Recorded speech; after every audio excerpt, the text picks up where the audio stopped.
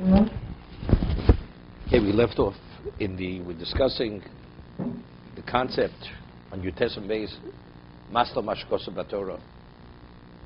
The person makes a condition, and the condition is to bring about something which is contrary to what the Torah dictates,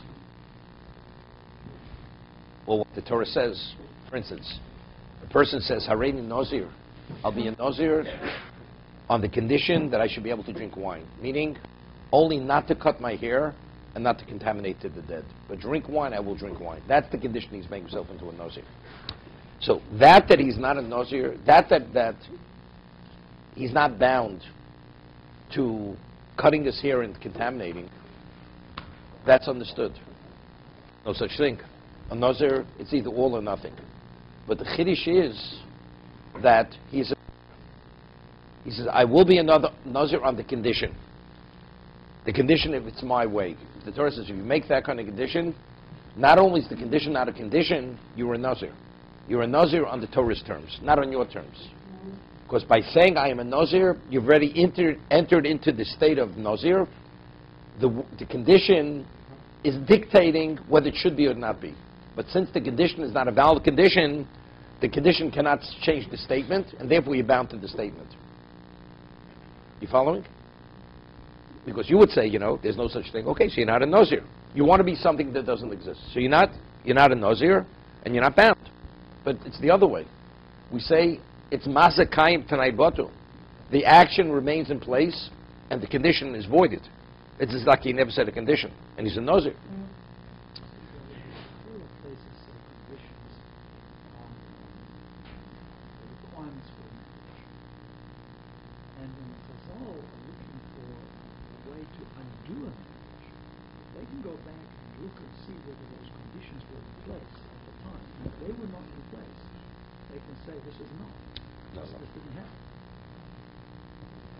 Give me an example. You have to have the witnesses, look at the No. deficient in one of those. No. It's not a condition where you're dictating. Torah says you have to meet certain criteria to be marriage. If you don't meet the criteria, it's not a marriage. Well, one of the criteria is you have to have witnesses witnessing the act of transfer of value from husband to wife. If you don't have that, you were never married. That it's called the condition, but it's not the condition we're talking about. Here we're talking about you're subjecting the act to a condition. Not that it's a condition of the marriage. You have to meet certain criteria. I'm using that word. Witnesses are a criteria for marriage. Something of value is criteria for marriage. This is, you want to do marriage, but you're setting it to a condition. On the condition. I'm marrying with the condition that your father gives me $1,000. That's a valid condition. So if the father doesn't give the money, when the man said it should be given, it's not a marriage. Of course, the marriage is a conditional marriage. That's the condition we're talking about here. Here the man says, I will be a Nazir on the condition that I could drink wine. So what's the halacha? He's a Nazir and he's not permitted to drink wine. It's as if he didn't say anything. No, he did say. He said, I will be a Nazir. No, but it's the other part. It's as if he never said it. No, it's as if he never because since the condition that he wanted to subject the state of Naziratehood is not a valid condition, it's as if he never said the condition. So if that's the case, you are a Nazir. So why is it that he said it as if he never said it? No, because it's subject to what the Torah says. Because there's a clash now. Because it's what the Torah says. Because the laws, if the Torah would have never stated the laws of a condition, that you could subject something to a condition, there's a principle, la'osi dibur v'atal masa. Something verbal cannot undo an action. If a person sells something, gives a deed, and he subjects that sale to a condition, I'd say it's irrelevant. The moment you transfer something, you cannot in any way affect that transfer, regardless of what you say. Regardless of what you say. The only reason why we say that one's intent could affect the end result is because there's a discussion of conditions in the Torah. We discussed it. Tonight when they go to when they ruve. It will be yours if, and if not, it will not be yours. If it meets the criteria of those conditions, it's a condition. And if not, it's not a valid condition. So we deal with it as if the laws of condition was never stated in the Torah. So therefore, it's an effect. So now we're discussing now. A person sells an Omivriya on the condition the father, you cannot marry her. You cannot perform yud. She will only be in servitude, you cannot marry her. Is it a valid sale? That's the discussion we were discussing yesterday. Is that Mastal Mashkasa B'Torah? Is it not Mastal Mashkasa B'Torah? Rameir says it's a valid sale. It's valid. The Chachomim say it's not. It's a valid sale, but it's not subject to condition. The master who purchased her can marry her. He has the right to marry if he chooses, regardless of what the father said. Yes.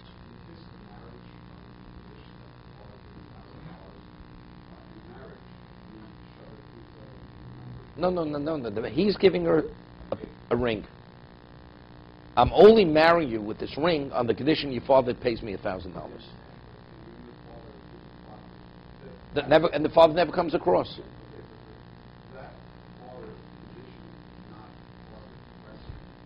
No, definitely not. Unrelated. It's like if it rains tomorrow, because the marriage is subject to that condition. Let me. You purchase a piece of property. Purchase a piece of property on the condition that you pay me, and we do the act of transfer now. Right? You give me the deed on the condition you pay me within 30 days. And if you don't pay me in 30 days, the sale's not a sale. That's the recipe for that type of sale. That's Well, so why not by marriage? because it's not. You shove a pruta. You gave her he gave her a shava pruta. I understand. So why is that condition with the father, which is not necessary? The Torah said you need Adim, you need shava pruta, and you need to get something from the father. You don't have to get something from the father. So why is it? Because that's the law. Because that's the condition. You could subject anything to a condition as long as it's not contrary to the Torah. That's what the Torah says. It is if you meet my condition. If not, it's not. So it's not contrary. As long as it's not contrary to Torah, you could subject anything to a condition.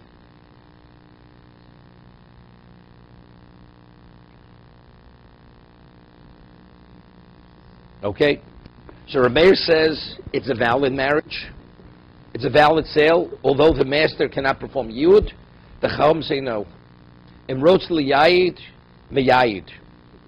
If he chooses to do yid, he can, because the original condition which the father had made, Torah, because the condition was contrary to the will of the Torah. And if one makes a condition which is contrary to what the Torah dictates, to no botel, the condition is voided. It's as if the condition was never stated. Okay? But Rameir says it is. So seemingly, what is Rameir saying?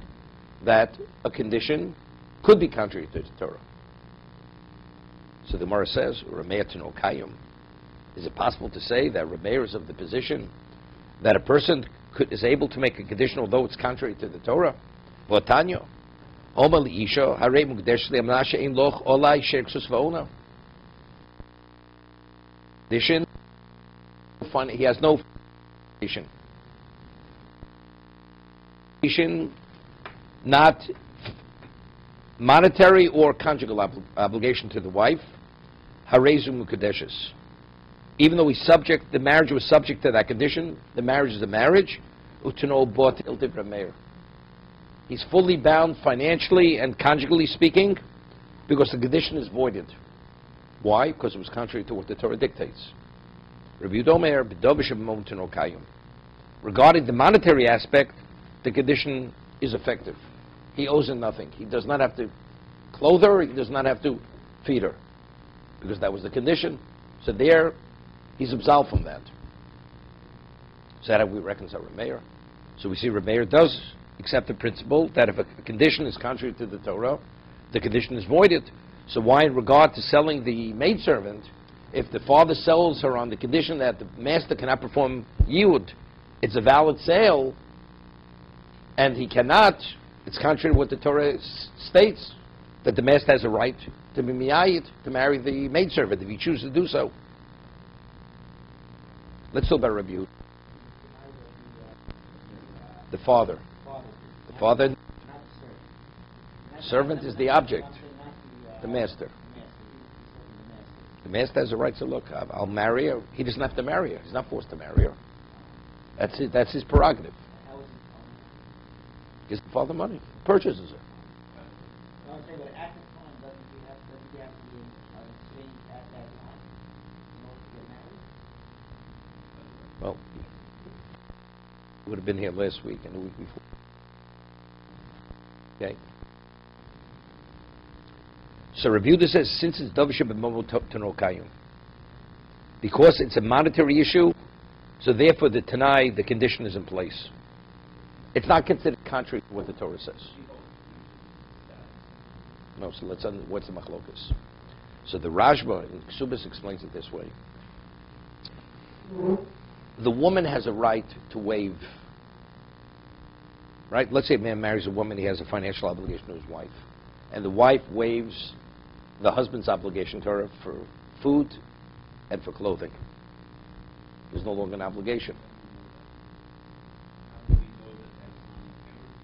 No. Wait a sec. No. First, a woman has a right to waive anything. Why not? It's a debt. There's a debt. Correct?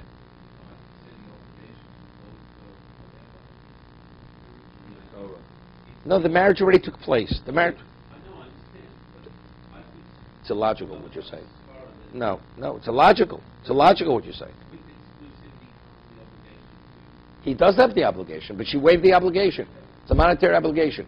I break your window. I have an obligation to restitution, right? To compensate you. The damagee says, I waive the obligation. Although the Torah says, if you're a damager, you must pay, but the damagee has a right to waive it. A debtor borrows, he has a debt, right? The creditor has a right to waive the debt. Same thing. Let me try to help. So we're making a differentiation between the woman receiving monetary compensation, monetary value, and receiving conjugal rights. No, we're not there yet. I mean, that's the difference. No, we're not there. We want to differentiate why Rabbi Yehuda's Rameir says it's not a marriage, even on the monetary. Even if the condition is regarding the monetary aspect, it's not a valid marriage. Rabbi Yehuda says it is. That's the argument. Rameir says it's not, because it's contrary to what the Torah is dictating. Rabbi Yehuda says it is a marriage, because it's relating to monetary, which means since we see afterwards she's able to waive the obligation, that indicates it's not an integral part of marriage. Yehuda understands that idea does not apply to conjugal rights. Again, you're getting off now. That's what he just said. No, he's saying the marriage. Let's not talk about conjugal rights. Let's talk about why, if he marries on the condition that he will not have any financial obligation, why is it a valid marriage? Where the Torah says this is part and parcel of marriage. So that's the question. Is it really part and parcel of marriage, or is it not part and parcel of marriage? I think with you, she has no say in the matter, whereas here, she can... We're not talking about you. Let's talk about regular marriage. Regular marriage. Why is something Masta Mashkos of the Torah? Why is the condition contrary to what the Torah says? Which condition? The condition that I will not have an obligation to clothe you and to feed you. Because Torah says when you marry a woman, you're supposed to. So she has a... Wait. If the person says, I'll be a Nazir on the condition I could drink wine, there's no such Nazir. You want to create something which doesn't exist. Correct? Therefore, the condition is not a condition.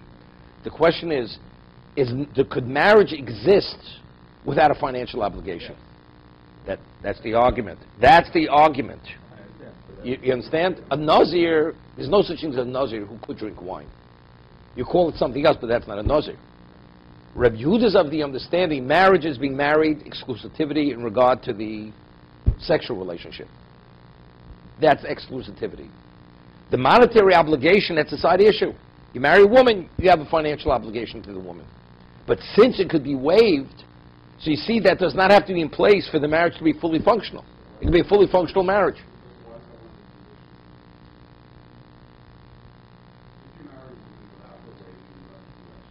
Because Torah says that's her right. It's almost as Wait, that's pre or post? That's pre or post? Pre-marriage or post-marriage? No, everybody agrees. After the marriage, he has a right to waive it. The question is it integral to the marriage or is it not integral to the marriage? Rav Yehuda says, since it can be waived, that tells me it's not integral to the marriage. Pre-marriage. Why would it be a condition to begin with? Torah says, you marry a woman, you have financial obligations. Right, so they have, doesn't matter what she says or what he says, they're almost still. No. It's, again, the question is, what is marriage? Marriage is, that's our discussion here. Is marriage exclusivity within the sexual area? And everything else is like a fringe benefit? That's called a... This is your obligation to get married. Monetary. No, that's your obligation as a husband to your wife. But the question is, what is marriage? That's a consequence. That's a consequence of marriage. Obligation. That's our discussion here. Forward consequence. If it's a consequence, but it's not the marriage. A Nazir is a person who cannot do ABC. That is Nazir. Marriage is a husband. A husband has to do ABC. Yeah, but And whatever you it's say- not so much what a husband is, it's what a wife is. I understand, but a husband has to do ABC, and he says, I don't want to do C. And if she does away, he still has to do it, right? Definitely. Okay, so whatever he says has nothing I to just do gave you an with the example. way- You borrow money. If the creditor waives the debt, the debtor doesn't have to pay. If he doesn't, he owes the money. Same thing over here. I agree. So the fact that she can waive something does not take away. Let me ask you a question. the obligation. Would everybody agree if I lend a person money, I say, I'm lending you money, but you don't have to repay the loan? No, it's like saying, I know, but it's irrelevant over there. It's a gift. But that tells me initially that a loan doesn't have to be a loan. So it's not called a loan. Call it a gift. So then it would be called a gift. So you can, Torah would say, it's fine. You can give a gift. You can give a gift. You can give a gift. it's the same thing in this situation. The question- Obligation is appointed to A, B, and C, but she can waive C. Fine, Yeah, but the but question is, if what is? If that's not part of marriage, it's Torah would only say A and B.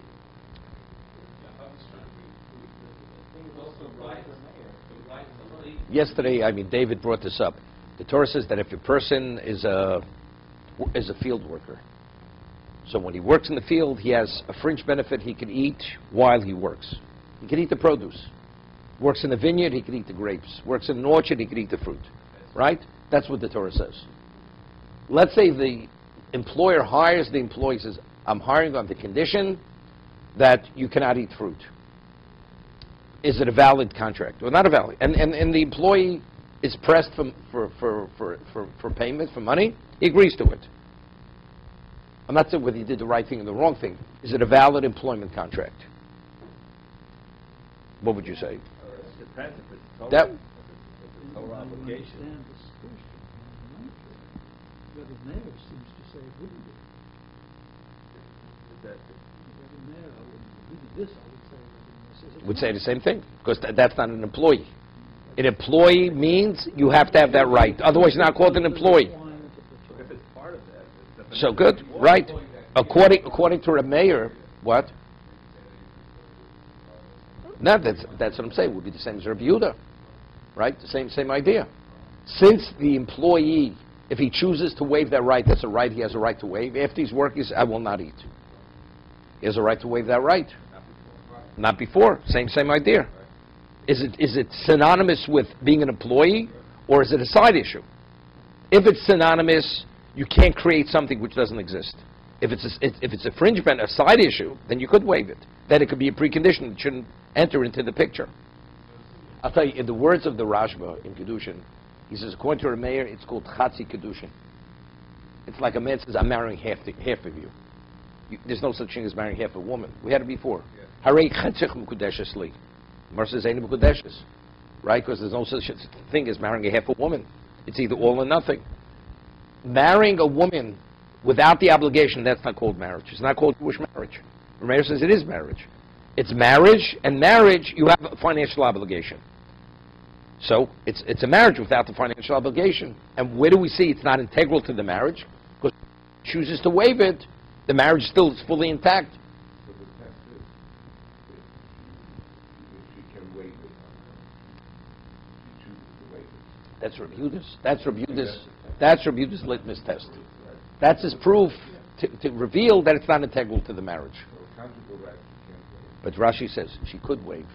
But again, he's saying something else. When you owe $1 million, and you say, I'm waiving the $1 million. So it's one debt, you waive it. Rashi says, why is Rabbi Yehuda say only the monetary part of the obligation she could waive, but not the other? She could waive it. It's something which is tsar.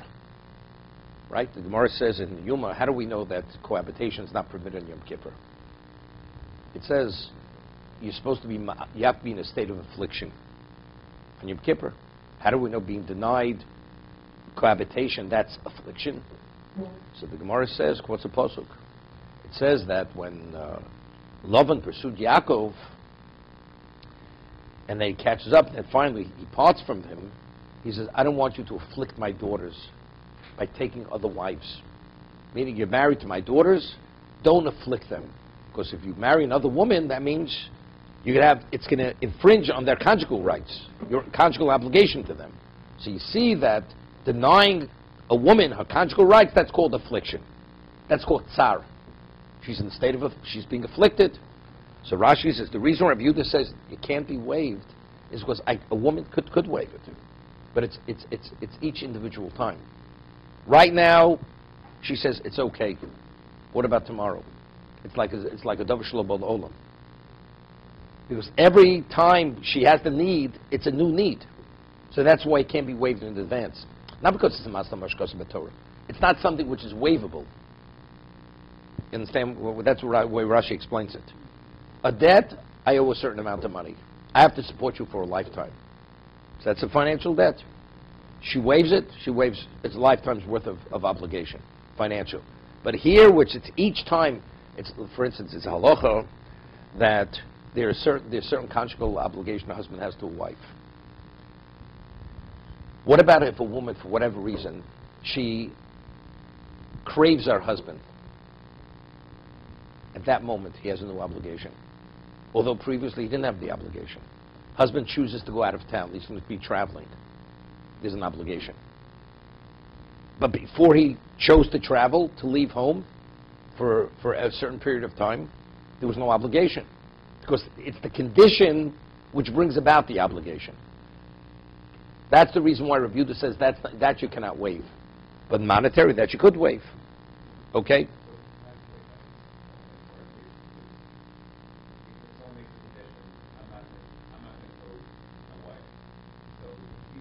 And she agrees to it. According to Rabbi Yehuda. According to Rabbi Yehuda. This is pre, not post. Pre-marriage. He's marrying the condition that he doesn't have to clothe her. And she agrees to it.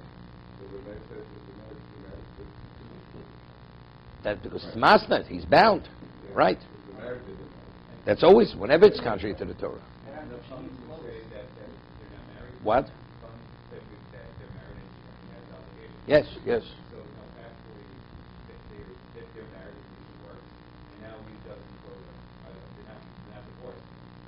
No. She takes him to court. The court will force him. According to her mayor, definitely. Of course they're married. Weren't they married?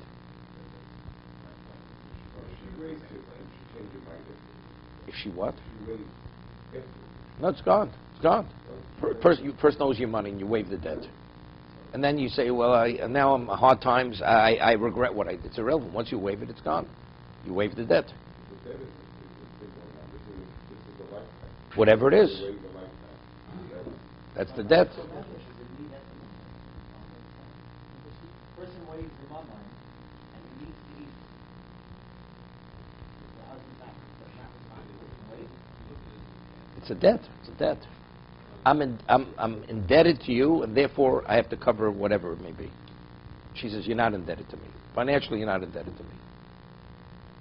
Woman's sister, agreeing to the marriage, my condition, your condition is no conjugal rights. That he has no I conjugal. don't need his conjugal rights. That we don't even hear that with those words. And he agrees to it. Yes, we don't hear that. It's not a problem. It's not a problem. He could procreate with another woman. He does not procreate with this woman. No, but is it a valid marriage? So that would be a valid marriage. But The conjugal obligation is the husband to the wife. It's not the wife to the husband. No, but she is saying, my condition is no conjugal. I'm not bound to you in that area. It's not a problem. He says it's okay. He's willing to work. It's okay. I like your housekeeping and your cooking. Right? Correct. So the marriage is a good marriage. That would be a good marriage. But But if a couple is married and then she denies him that, it's basis for divorce. That's a basis for divorce. if she denies him, If they get married with the understanding they're going to have a normal relationship, and then she denies him, that is a basis for divorce. Because a man marries for that reason, to be able to procreate. If he cannot procreate, he's not interested in getting married.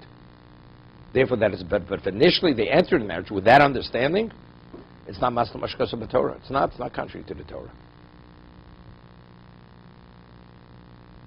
because the obligation is on him, It's him to her. him to her. Correct. Maybe he just It's a need that the woman has that he has to satisfy that need. A woman has no obligation to procreate, right? It's his obligation to procreate.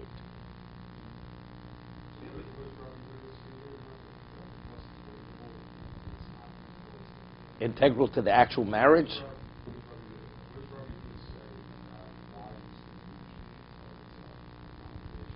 Because otherwise, how do we know that there is that side obligation?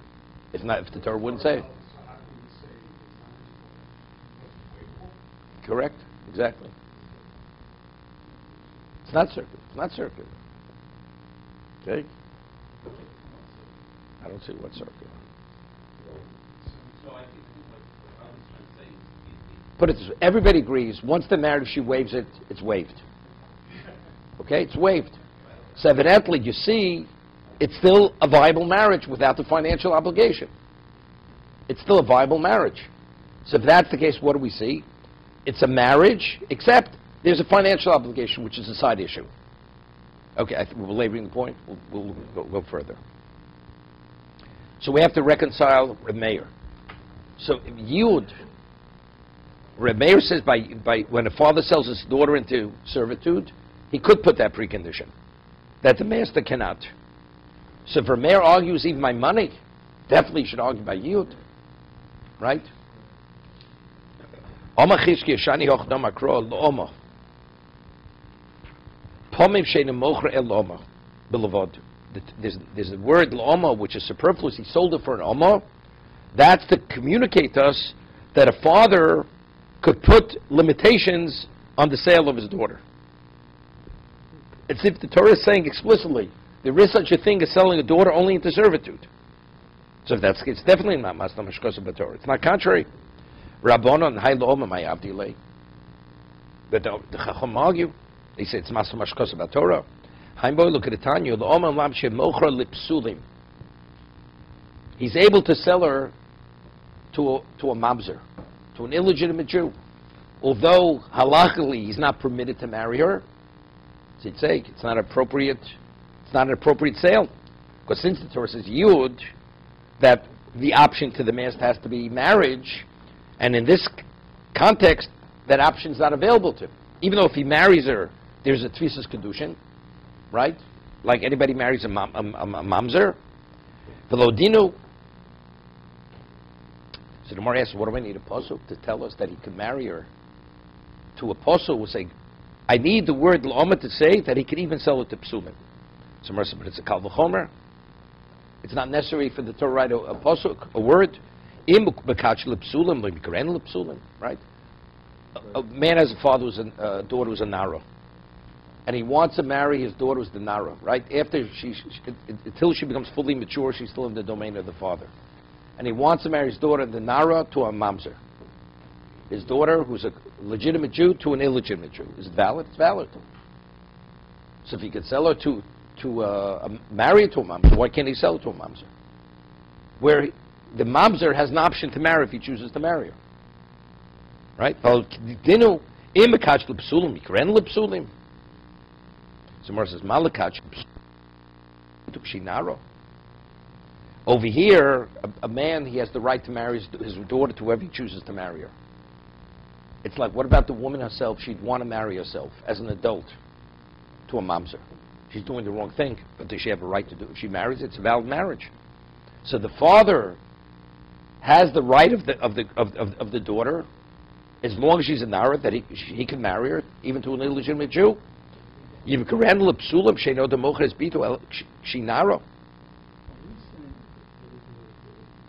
prohibition of mamzer has to do with conjugal relations with the Jew, not with marriage? How is it that the mamzer could be married to a Jewish, a regular Jewish woman? How do the Chazal No. Everybody agrees.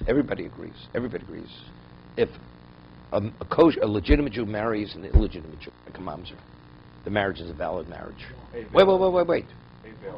The wrong thing was done. It's based on psukim later in. It's based on psukim later in the Gemara in kiddushin.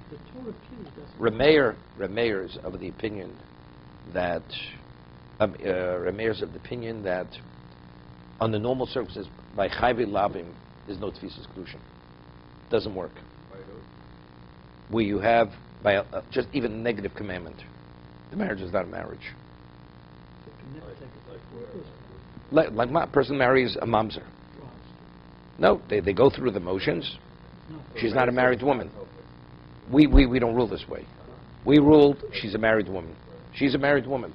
It's all based on psukim. It's not. It's based on psukim.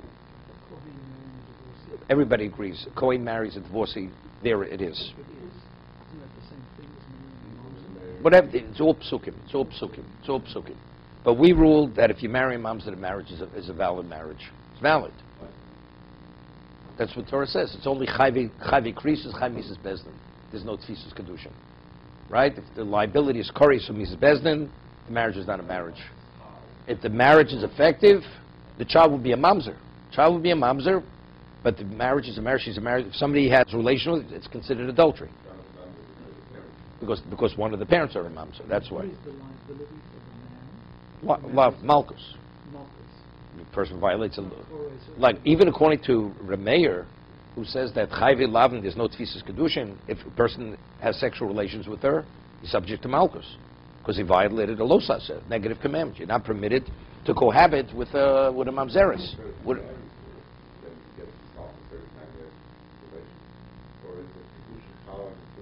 No. Every time he has relations, they force him to divorce her. Bezdin will force him to divorce the woman. Right, she's a married woman. So over here we're saying, if he could marry her to the mamzeres, to the illegitimate person, to the mamzer, he shouldn't be able to sell it to the mamzer, to the posel. What do I need a posel? It's a kal v'chomer. Right, that's the Gemara's question. Okay? And that the Gemara says, no, they're not comparable.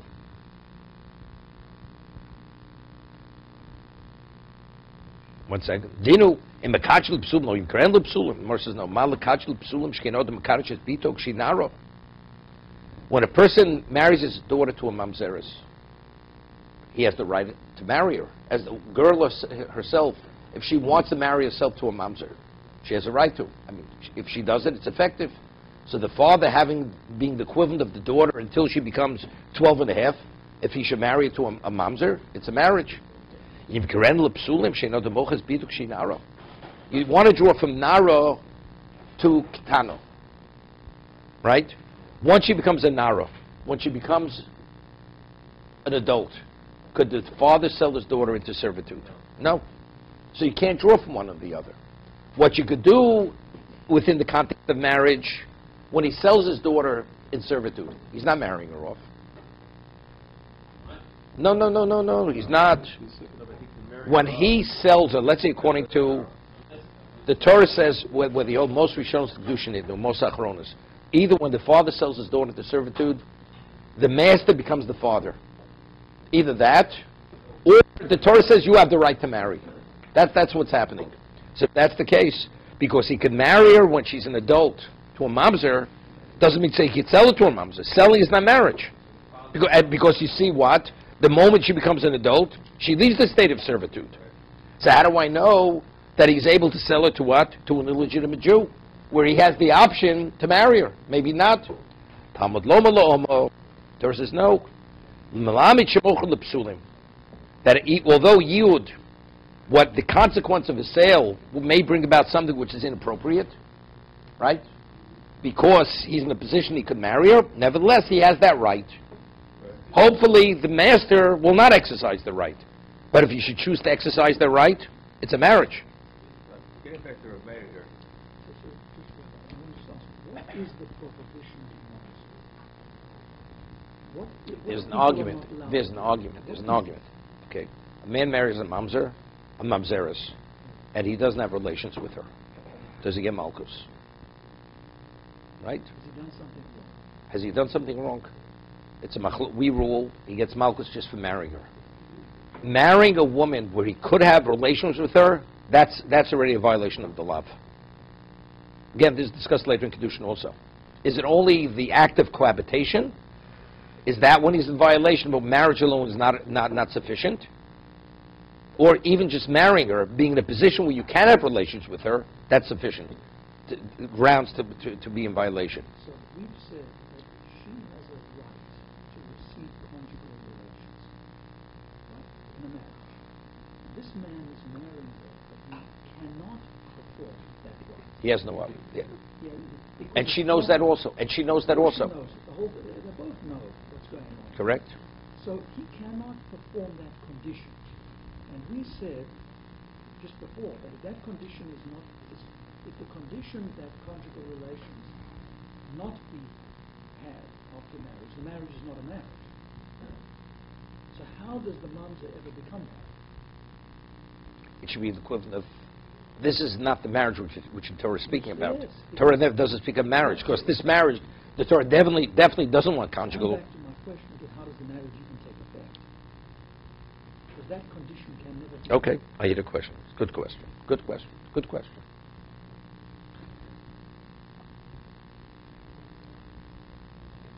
The man says, I will have conjugal. I will provide that.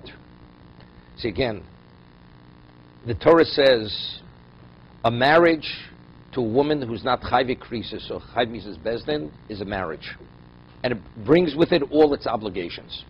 The Torah is not speaking in specifics. And say, if the Torah would address every marriage, then your question is a question. If the Torah would address every marriage, the Torah says that marriage, when you marry, whenever marriage is effective, you have ABC. That's the obligation. So, he married a woman, the marriage is effective. He has that obligation. You understand? The Torah is not speaking specifically about the particular marriage. Anything that falls on the umbrella of marriage has that obligation. So he does have a conjugal obligation. But he has the obligation. The Torah says you must perform your conjugal obligation because it's under the umbrella of marriage. The Torah also says if you were to do But that's a side discussion. That you get malchus. we don't want you to do. No, but again, it's We want you to do you it, have we don't want you to do it. exactly. Because the Torah is not speaking about this specific case. You have the obligation, but if you should cross that line, now it's going to be a problem. I'll give you an example. If a person marries a woman, and he's a fully functioning Jew, and then he becomes a krushavcha, he becomes castrated. He has to divorce his wife because he's not permitted. That's considered a defect which the marriage cannot continue. He has to divorce his wife. Now, at this moment, he can't perform conjugal. He's not able to perform. Right? He's been castrated. The physical act he cannot. Well, let's say his organ is damaged. Impossible. The marriage is intact, although he has to divorce her. No, it has nothing.